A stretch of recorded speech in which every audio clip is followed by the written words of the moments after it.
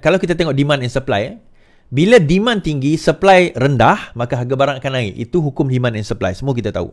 Kalau sebab belajar basic ekonomi pun tahu. Bila supply tinggi, demand rendah, maka harga barang akan turun. Itu pun kita tahu. Secara sebelum PKP, sebelum 2020 lah, sebelum PKP berlaku, sebelum COVID berlaku, negara kita adalah negara net exporter, di mana 120% pengeluaran telur berada dalam negara kita, diadakan dalam negara kita. 20% itu dieksport keluar negara dan 100% diadakan, di-supply di dalam negara. Jadi kita boleh maintainkan harga tersebut. That is why kalau tuan-tuan dan puan-puan perasan, kita ada masalah harga ayam, tapi kita tak ada masalah harga telur. Pada perayaannya mesti kita akan kawal harga ayam. Jarang kita dengar kawalan harga telur. Hanya bila PKP berlaku, kita dapati bahawa apabila pekerja asing tak ada, kemudian banyak kantin tak dibuka, kedai kek tak, kita tahu ekonomi basically shut down pada waktu itu. Telur ni tuan-tuan, dia tak boleh bertelur ayam tu hari ni kita boleh simpan 2 tahun, tak boleh.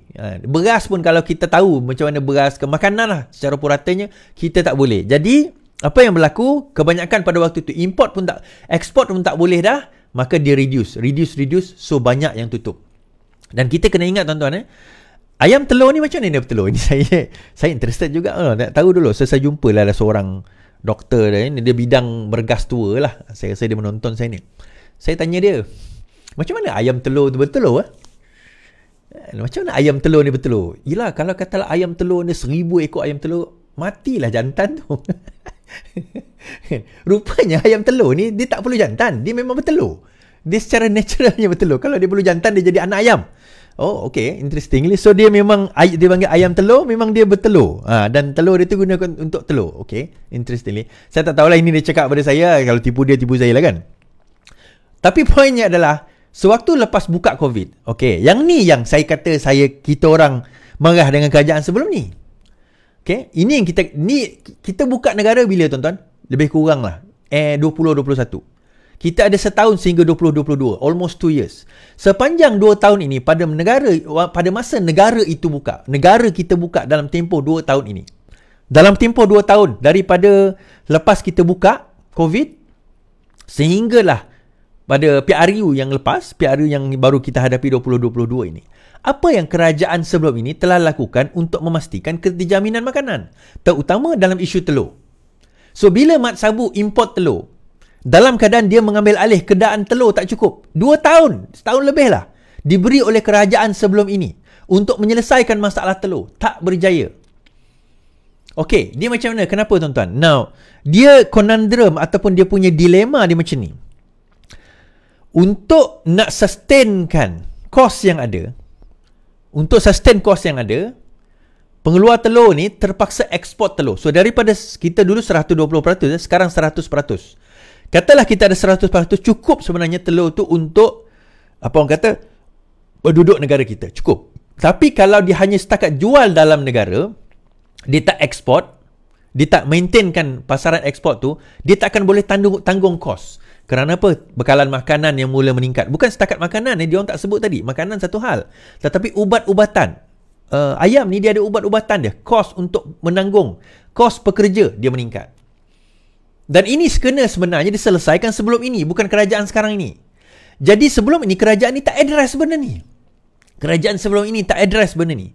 So dalam isu itu, nak tak nak untuk menanggung kos, yang mana dah tutup, yang mana yang buka ni, dia terpaksa ekspor. So daripada 100%, 80% saja untuk kegunaan pasaran tempatan. 20% atau mungkin lebih dia terpaksa ekspor ke Singapura, ke Hong Kong untuk tanggung kos yang dia ada. So, bila dia ekspor, tuan-tuan, so 80% tak cukup. Saya kata tadi, demand and supply punya rules. Bila supply kurang berbanding dengan permintaan, pengeluaran ataupun supplier itu kurang berbanding dengan permintaan, maka harga naik. Jadi, untuk menampung harga naik itu, kerajaan letak subsidi. Tak subsidi makanan, letak subsidi kos. Okey, dia turunlah. Tetapi tak boleh nak tampung. Sebab kita memerlukan 200 juta sebulan, lebih kurang 2.4 bilion setahun. Tak boleh.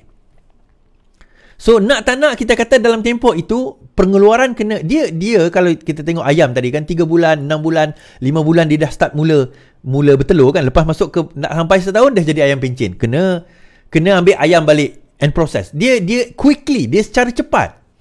Dia bukan macam lembu kita pelihara 2 tahun.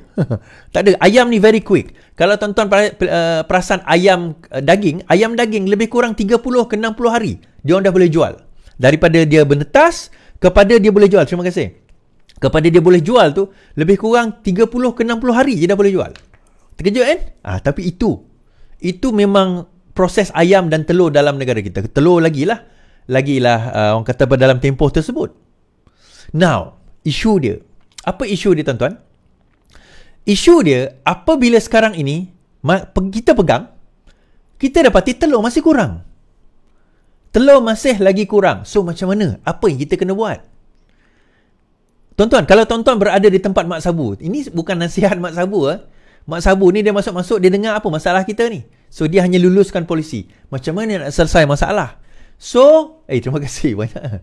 Nak selesaikan masalah ini adalah dia kena import. Kita bukanlah tak pernah. Kita bukan importer untuk telur. Kita tak pernah, tak ada dalam aktiviti kita import telur. Tapi untuk nak kurang ataupun at least maintainkan harga, sekarang ni saya tengok tadi 45 sen untuk grade A, kita terpaksa import. Sebab saya kata tadi lebih kurang, kalau betul kiraan saya, 80% je pengeluaran ada dalam negara. 20% lagi luar negara. Terima kasih. Siapa bagi ni? King. Terima kasih King. 20% terpaksa diekspor untuk nak menampung yang 120% dulu yang kita tengok. So 20% terpaksa import balik. Tapi kita bukan beli daripada negara seperti Singapore. Kita kena beli at a cheaper rate. Now, itu temporary solution. Itu penyelesaian sementara. Kenapa perlu penyelesaian tersebut? Kalau tak, korang kata menteri tak buat kerja. Apa ni dah jadi menteri, barang semua masih lagi harga mahal telur. Jadi siapa-siapa yang letak gambar telur dekat situ, memang dia tak faham lah benda ni. Yang salahnya, yang korang kata letak gambar telur dekat dalam TikTok lah, yang tempat lain tak ada. Yang letak gambar telur kat dalam TikTok ni, salahnya korang. Sebab apa saya kata salah korang? Sepanjang daripada lepas buka PKP tu, sampailah sekarang, banyaknya King, terima kasih King. Sampailah masa Kerajaan Pakatan Harapan take over, korang buat apa? Untuk nak menyelesaikan masalah kelompangan, kesenjangan di mana jumlah yang nak orang kata kekurangan di dalam pasaran itu 100% itu, sehingga ada yang terpaksa dieksport. Kekurangan itu kerajaan sebelum ini buat apa? Jadi bila dia letak gambar telur tu, sebenarnya dia baling telur tu kat muka dia sendiri. Sekurang-kurangnya Mat Sabu, walaupun kau kutuk dia macam-macam, dia selesaikan kelompangan 20% itu. Saya sebut 20% lah, saya agak je. Dengan cara dia ekspor, dia import. Dia import telur tersebut. Of course dia kena cari harga yang sama atau kurang lah. Untuk nak tampung kelompangan. Kalau tidak, harga telur akan lagi meningkat naik. Tu saya kata, nak tanam telur, nak ayam nak bertelur ni tuan-tuan, dia bukan macam orang kata kalau kita ada binatang lain kan. Even kalau rabbit saya pun berapa 9 bulan, tak sampai setahun pun umur dia dah boleh beranak.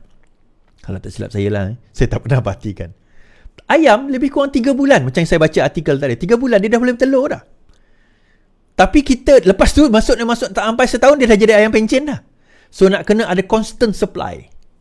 Dia cepat tuan-tuan, cepat, constant supply. Dan dia bukan main seekor 2 ekor. Saya pernah jumpa seorang penternak ni, dia B40. Saya tanya dia, ayam ada berapa? Ada 40,000 ayam. Tapi dia penternak B40. Dia ambil kontrak farming. 40,000 ayam dia seorang.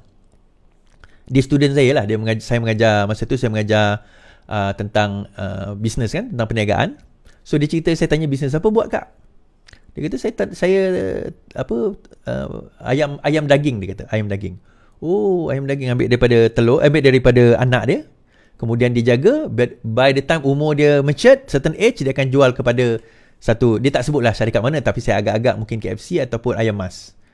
Saya tanya berapa ayam dia ada? 40,000 dia seorang. Itu baru dia. 40,000 bukan satu jumlah yang banyak tuan-tuan. Jangan kata, banyak tak. Itu tak banyak. Terima kasih King. Banyaknya King. Terima kasih. Kan? So, saya nak bagi tahu tuan-tuan. So, dekat situ, kalau kita lihat, daripada sini, baru kita faham, kenapa kita kena import? Now, dia bukan masalah import tuan-tuan. Isunya, adakah kerajaan akan terus import? Sebab itu, untuk kita nak selesai, sekurang-kurangnya Mak Sabu ada plan. Okey, pertama kita kena brace the impact. Sekarang ni, kita kekurangan. Macam mana kita nak jangka masa pendek, selesaikan kekurangan ni dahulu. Lepas itu, kita kena fikir long term plan. Kena kembalikan sebagaimana sebelum PKP, di mana kita adalah net exporter untuk telur. Kita kena produce more than 120%. So, salah satunya, keterjaminan makanan ni, sekarang ini kita kena fikirkan macam mana cara nak tanam jagung sendiri. Kena ada pemprosesan makanan ayam sendiri yang mana sesuai untuk ayam yang bertelur. Untuk menghasilkan grade yang bagus, makanan tu sangat penting. Tadi, orang kata, alah setakat ayam is baling je lah, apa pun makan, apa sampah-sampah boleh kita bagi dia makan. Betul. Ayam ni kita baling lah, apa pun dia makan, jadi hidup je. Tapi kualiti yang nak dihasilkan, kualiti apa? Itu point saya. Kualiti apa yang nak dihasilkan? Yang itu yang kajian-kajian ni dah dibuat dah pun. Bukan benda baru. Dan mereka tahu apa yang dia orang boleh bagi. Apa yang dia orang nak hasilkan. So, akhirnya tuan-tuan, kita nak quality produk. Nak quality produk, kena ada quality pengeluaran. Nak quality pengeluaran, demand makin tinggi sekarang ni. So, demand makin tinggi, kita tak boleh meet. Soalan saya, sepanjang setahun lebih tu, apa kerajaan sebelum ni buat? Nak selesaikan masalah telur ni, apa yang kerajaan sebelum ni buat? Tiba-tiba, bila datang Mak Sabu, dia selesaikan dengan short term cara import, kemudian kena fikir long term dengan cara selesaikan masalah ini, korang kutuk Mak Sabu.